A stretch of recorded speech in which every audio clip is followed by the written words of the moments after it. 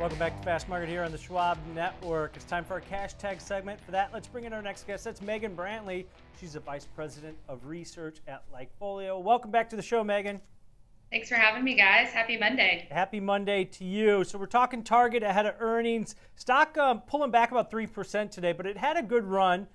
Friday closed at basically 9-month highs. It seems like the slowing sales is kind of getting offset by maybe some of the other retailers that have been doing really well and beating lowered expectations. What kind of data do you guys have out of Likefolio on this one?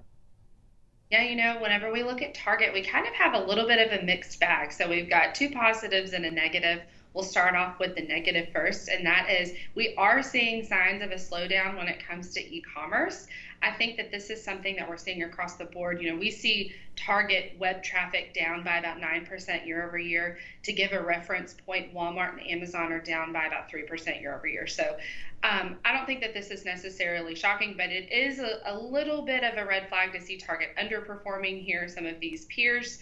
But I think that it's also safe to say that Target has more of a discovery flair than some of its peers in this sense. So on the flip side, whenever we look at in-store mentions, we're starting to see traction for the first time in a long time. And we see those, taking a Target trip or making a Target run mentions up by about 14% year over year. So we're starting to see those signs of discovery of a consumer who's willing to, go to a Target store and look around and see, what they can find, kind of that discovery element like I mentioned. But again, that e-commerce weakness, that is typically really predictive, at least historically, of sales growth. So still a little bit of weakness when it comes to just overall purchases, but at least positive to see consumers who are, getting back in the stores and looking around for, especially a name like Target.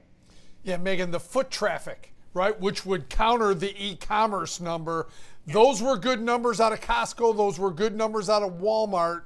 And so maybe that's flowing into Target as well. But Megan, with the discussion that we've had for, it seems like a couple of years now on Target and their margins, they're desperately trying to get their margins back up to 6%, trying to get the inventory back down. Do you guys have any data on that? I mean, your data shows, I would call it firm. I wouldn't call it unbelievably weak, but it's actually not real strong either.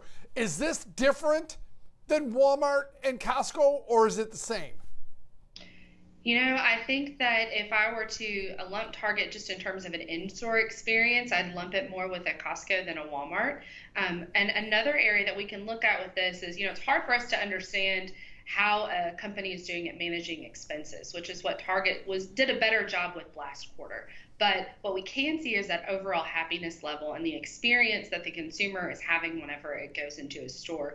And we see that happiness level up by about 7 points year over year. You can see that recovery on this chart here on that purple line, almost near 70% positive. And this is a good sign for Target, especially in the long term. Whenever we think about happiness at Likefolio, this is probably our best long-term outlook lens for a company, and had a really rough year with problems with shrink and theft and even politicized drama. And so it's positive to see on the consumer front that happiness level returning to the high level that we typically associate with Target. And whenever we look at mentions, we do see a lot of mentions about seasonal purchases. I think that's an area that they're really leaning into. Recently, you see a lot of mentions from consumers who are, stocking up on some Easter treats and things like that. We see a lot of traction when it comes to collaborations, whether it's with the Kendra Scott jewelry line. We see a lot of mentions with its expanded Stanley Cup offering. So we're starting to see all of that to say it's a higher quality item that consumers are once again turning to Target for. So I think that from a long-term value perspective, that's a positive for Target.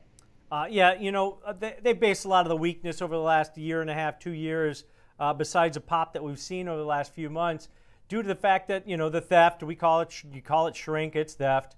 But then at the same time, it's discretionary spending. Megan, do you guys have any data on that where we're starting to see a reversal where people are moving back into discretionary items, maybe pulling back from some of the services side? Or is it just still the norm where we're going to see a decrease in same-store sales and they can't really fight it right now because there are a lot of discretionary items at Target? We do still see some signs of weakness when it comes to discretionary spending. I think one good example is we saw recently out of Yeti's last report, the Yeti's selling more of its drinkware, but it's selling less coolers. So, consumers are a little bit more wary about those bigger purchases. And we see this in other companies as well, just a little bit of a pullback in the propensity to spend on these discretionary items. But I think that at least for Target, it's leaning into this kind of consumer deal hunting mindset. It's trying to do a better job of providing items that consumers want to spend on.